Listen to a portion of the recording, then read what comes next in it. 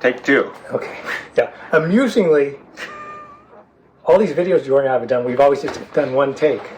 But this is the second take on this one because we did it in my house. And not only did my wife at one point insert herself in...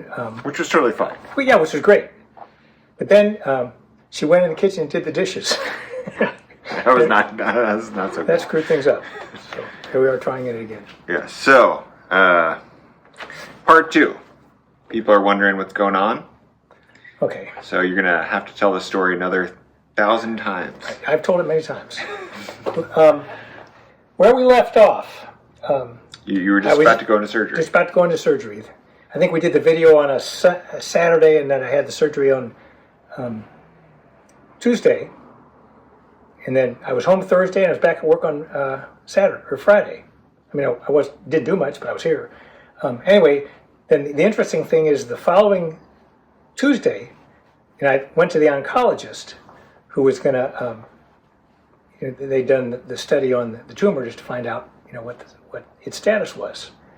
And the interesting thing is, it was 2 oncologists, and they came in and they started talking to my wife and I, and they were kind of caught up into the science of the whole thing, and they probably talked for close to 5 minutes, and I don't think my wife or myself had any idea what they were talking about, and very little idea what the implications of the news. And so we're just kind of puzzling through all this, and finally he said something to the effect of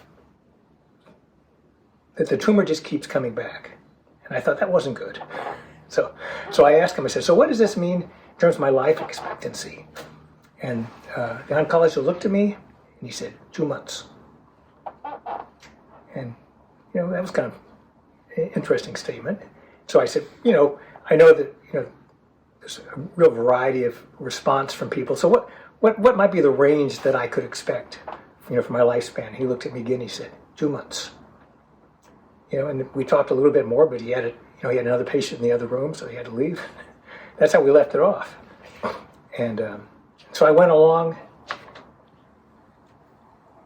And anyway, there was a lot of validity in what he said when he said 2 months, because my neighbor had just died from the same thing I've got. And her lifespan, she was maybe a little less than 2 months. And I went to her funeral just about a week ago. Anyway, subsequently, more information about my status came in, and the effect of the surgery and all that. And so it was another week or so, but then I found out that my chances had improved. And anyway, the first time they said 6 to 9 months, and I thought that I was thrilled. I said, how lucky can you get? Anyway, and then since more information's come in, so it's actually probably a year, maybe more. So that's where we left off, and therapy begins early in September. So that's. And you're Did I leave anything out? I don't. So you're doing like a chemo and radiation, which is standard. And then the point of that is it at least delays or suppresses the the return of the tumor, which is reasonably inevitable. So yeah. So not great news. Well, it's interesting news, and it really clarifies how you're going to live your life, and there's, when you're old like me,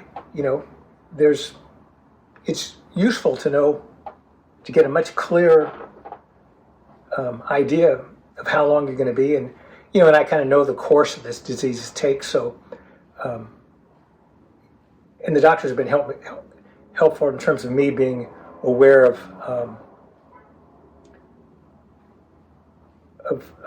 indications of decline.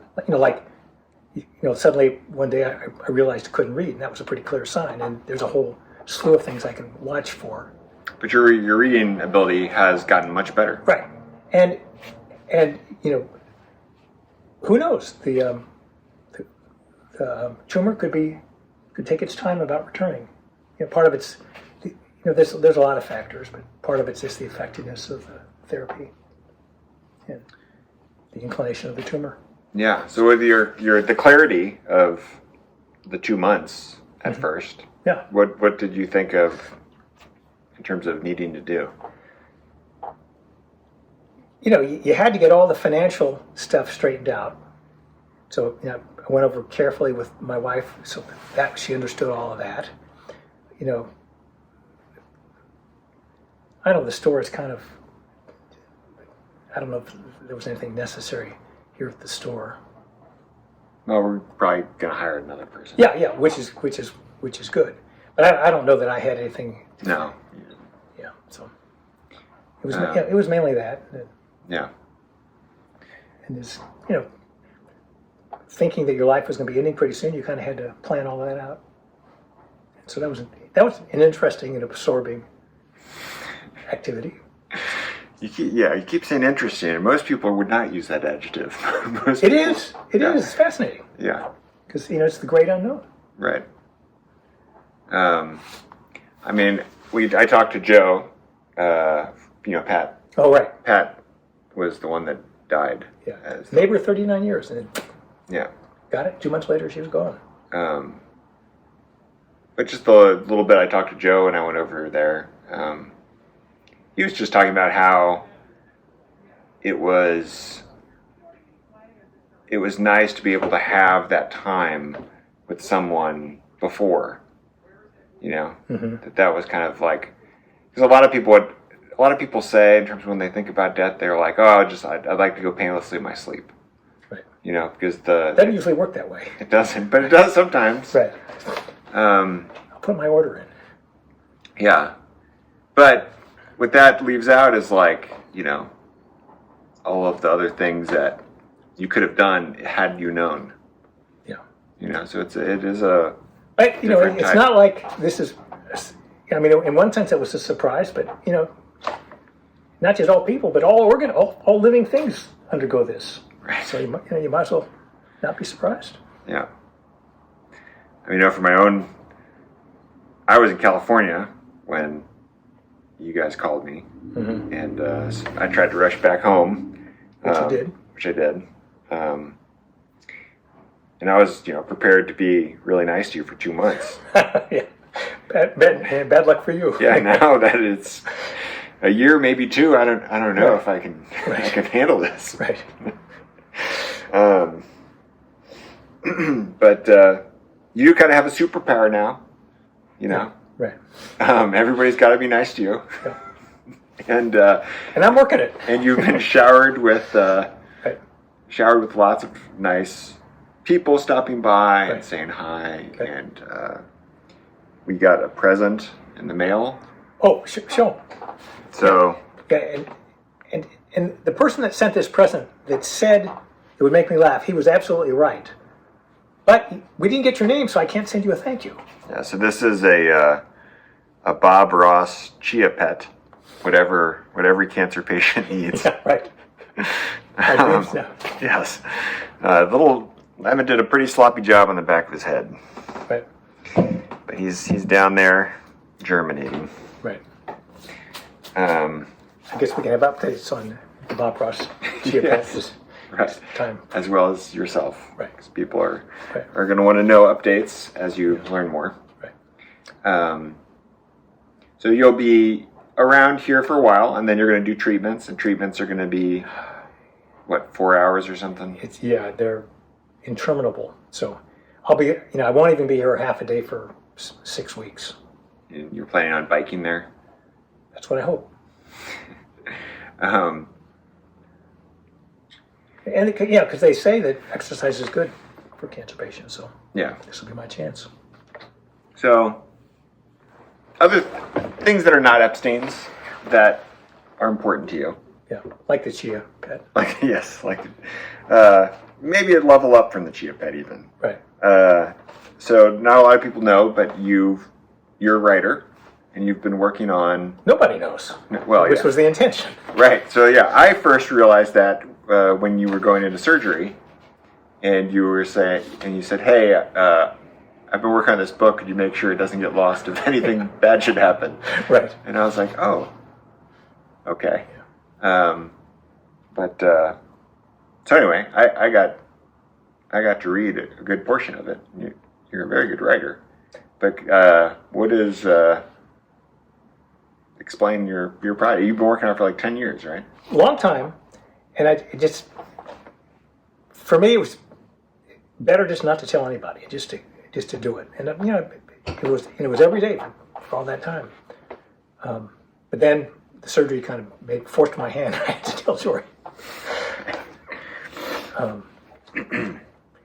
But anyway, that's another advantage of the brain cancer, because it was a really good motivation and inspiration to finish it up. It was almost done, but I knocked it right off after that. Yeah.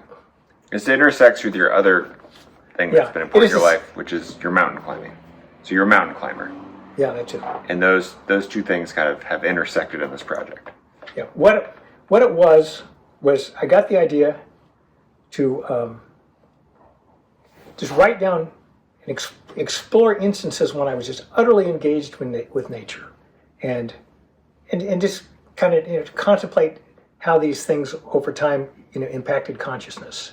And it might have been mountain climbing. It might have been any of the many farming things I was doing. It might have been like holding my father's hand when he died.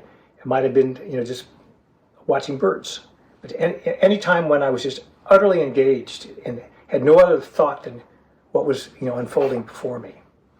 And there was a lot. I've had a lot of pretty interesting experiences, and so I kind of wrote. I just it wasn't planned. It just, as they came, I would just write them out.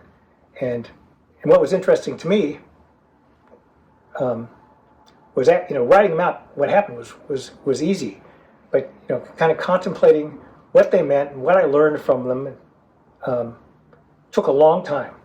Each one took a very long time, and it always surprised me what ended up being said, because it didn't seem like what was said anything that I was capable of writing. It sort of came from somewhere else. And then as this whole project unfolded, I didn't. All I knew, was the initial model of writing out these times when I was engaged with nature, but I didn't really know what it was about, if anything.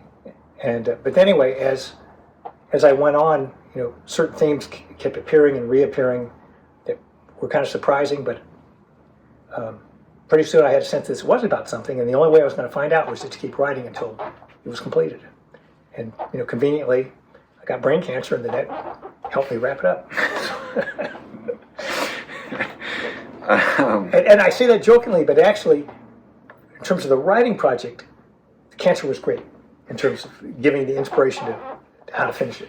Right. So, and we'll work on getting it edited in some format that people could read it at some point. It's pretty much done. But Joy had the idea to make a talking. What do you call them? Talking book or Audiobook first. But anyway, stay tuned on that. Yeah. So, the other kind of big project that you've had in your life besides Epstein's has been your garden, the Manheim Garden. Right. You started an initial project at Colomie, which then got bulldozed into the ground. Which was very painful. And didn't have a garden for a while, but then you found the Manheim Garden, which had been abandoned, and started that project. And that was on an entire city block. Yeah, and it's kind of taken on a life of its own. Yes, it has. There's lots of people involved in it now. Yeah. And first, I was basically the only one. It was the whole city block, but people mercifully kept coming to help out. Yes. So now you've got lots of irons in the fire there, but one in particular I think that you really care about is this food forest that you're doing. Yeah, that's kind of the latest initiative. We have a big plot of land that you might call it an orchard, except it's got a lot more agriculturally going on, and it's we're all volunteers, and so and everyone's got their kind of responsibility, and there was no individual that had responsibility of what we call the food forest, and so it got overgrown, and we just finished clearing it. But the weeds are going to grow right back in the vines. So what we're going to do is fence this entire area, and then every day let the chickens in, and the chickens will take care of the weeding for us, and they'll manure their thing, so they'll fertilize it for us simultaneously. So wait, what is a food forest? Is that just fruit trees? Like what does that mean? Well, a food forest, it's not just fruit and nut trees, but it's multi-level, and so you'll have plants growing on the ground. You'll have maybe, for example, if you have a apple tree or a pear tree or something, you might have grapes nearby growing up the lower part of the tree and using the lower part of the tree as a trellis to grow on. Oh, I see. And so anyway, it's a really intense, an agriculturally very intensive system of growing. And we're in the stage of developing, and we've got all the trees established, and we have quite a few trees growing on the ground, and you also, I guess, you want it to ideally be an independent ecosystem. So you want to have plants growing there that exist primarily to kind of nourish the other trees. Kind of like a forest. Right. Same idea. It's an independent ecosystem. So anyway, this is what we're working on, and it's kind of appeared as our main project for this year, and hopefully we can get it all done by the spring, if not sooner. So there's that. Yeah. You mentioned to me specifically this one when you were like, I really hope that this thing continues on. Yeah. And you do have some brain cancer points. Right. that you can spend on things. Right. And so is this, do you want to spend it on this? I'm sure we have people because the big thing that you need is a fence, right? Yeah. Is it a special fence? No, Are we talking about a chain link fence? It'll be a chain link fence. A chicken fence. Yeah, a chicken fence. So. Okay. We want to minimize the cost, but it's still going to be, who knows, $5,000 for a chicken fence. It's a big lot. Okay. Yeah. So like that's what you use chicken wire for, right? I mean hence the name. Or do you actually want like more a border fence? I don't. We want something that's practical and functional, but we don't have to be. We don't have to do anything to it. Yeah. All right. Well. I don't like to ask for money. No. But I will say that. But you can ask for help. Right. You don't have to ask for money, but you can ask for help if there's a fence person that is interested in helping you set up the fence or knows how to do stuff. Yeah. The cool thing about the garden is we bought it. It's an entire city block. We bought it as a conservancy, which means that none of us own it. It's owned by this legal conservancy, which means that it is set up to be a garden forever. And so the interesting thing is we've got to set up this organization. It's going to just perpetuate itself, long after we're gone. That's kind of another one of the intriguing challenges we face. But anyway. Yeah. We just went to the yard. Oh yeah. Hence, I'm wearing their shirt. The yard is kind of our. How would you describe them? They're kind of the spiritual cousin of Epstein's. The yard is a tool store. They specialize more in tools for airplane. They're not even really a tool store. I mean, they sell air tools and they fix air tools. Yeah. They sell lots of just stuff related to the aeronautics industry. And they're huge. There's 50 people that work there. 2 buildings. Yeah. But they, philosophically, it seems to me that they're as similar to us as any company that I know of. Yeah. And we've been doing business with them since the 1940s. We go way back. My grandfather was friends with their grandfather. So anyway, we just really get along. Really respect them. They showed us some really funny commercials, old 80s commercials. I'll put a link in the description because they're worth watching. It'll give you an idea. If you like us, you'll like them. That's right. Yeah, they have. They were much more surplus back. They just had like a big yard, that had just everything and anything that you could possibly think. Lots of scrap metal and just a good old surplus kind of place. Yeah. No, that was a really good time. That was a good visit. It was good to see him. Yeah. Anyway, it's gonna be hard to transition from this to talking about other stuff, but Right. you know, Well, you were at products engineering last week, yes. so you got That was a good trip. I got to see them, doing all their stuff, making. I learned about stuff that I didn't know that they made, and I'm working on a video of that. And we ordered a few new things from them too, so I was gonna wait till we get those in to publish the video. Other than that, what else? we talked about Toyo. I don't want to talk about that. Okay. I think that's plenty. Right. Anyway, we'll keep everybody updated. This will probably be a running thing, just to let you know. It's at least a 3-part story. This is part 2. I bet there'll be lots more parts. Right. So anyway, you'll be down here. You're pretty much like a celebrity now. People just come in and Yeah, it's exhausting. want to. Don't do it if you're No, no. He loves it. Right. He absolutely does. So if you want to come down and say hi, Right. he'll be here shaking hands and. Yeah, I don't have to do any work. I sit and That's talk. right. Yeah. Keeps him out of my hair. Right. So. Right. All right. You ready? Let's do it. You can take me home. I don't have a car here. Well, how are you going to get home? I was going to take an Uber. Oh, I'll just take the bus. Okay.